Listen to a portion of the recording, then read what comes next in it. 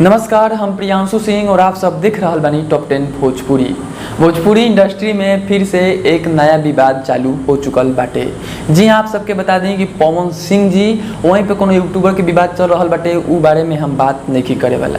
एक नया विवाद चालू भइल बाटे और वो विवाद ये चलते चालू भइल बाटे कि 2021 के नंबर 1 सॉन्ग केकर बाटे, खेसारी लाल यादव जी के बाटे कि पवन सिंह जी के बाटे। तो उहे पर विवाद चालू भइल बाटे और विवाद ही चालू भइल बाटे कल शाम में आदिशक्ति फिल्म से एगो पोस्टर जारी कल गई रहे, जिनकी पोस्टर में बतावल गई कि खेसारी लाल यादव जी के गाना बंगलिनिया जो कि 100 मिलियन व्यू क्रॉस कर चुकल बाटे। वहीं पे पोस्टर पर लिखल गई रहे 2021 के सबसे बड़ा गाना, और वजह से विवाद चालू हो गई। ताकि सच बात बाटे कि जो 2021 के सबसे बड़ा गाना बाटे वो बाटे पवन सिंह जी के, जो गाना के नाम बाटे पुदीना ए हसीना, जो कि आप सब देख सकतनी जा। क्योंकि जो गाना रहे ये पूरा तरह से हमें के भोजपुरी इंडस्ट्री में बाजल भी रहे गाना, और खेसारी लाल यादव जी के बंगलिनिया सॉन्ग भी बाजल रहे, लेकिन सबसे ज़्यादा पवन सिंह जी के पुदीना ए हसीना बाजल, पूरा भारत में बाजल। ए पर जबरदस्त रील देखे के मिलल, वहीं पर जबरदस्त ए पर लाइक भी देखे के मिलल। तो जो 2021 के सबसे बड़ा गाना बाटे वो पवन सिंह जी के ही बाटे।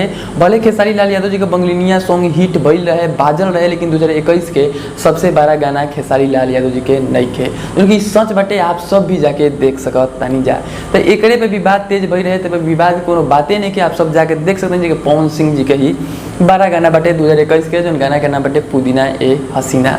हो सकता है कि 2021 में अभी बहुत टाइम बाटे, हो सकता है कि खेसारी लाल यादव जी कोनो गाना निकाल के रिकॉर्ड के ब्रेक भी कर दस, रिकॉर्ड के तोड़ दस, लेकिन अभी 2021 के सबसे बड़ा गाना पवन सिंह जी के ही बाटे, क्योंकि आप सब जाके देख सकता नहीं जा।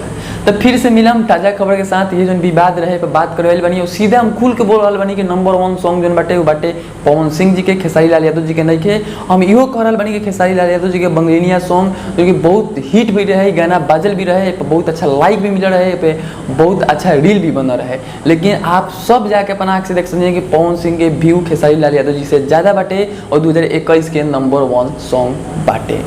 फिर से मिलम एक खबर के साथ, तब तक देखते रहिए टॉप 10 भोजपुरी। जय हिंद।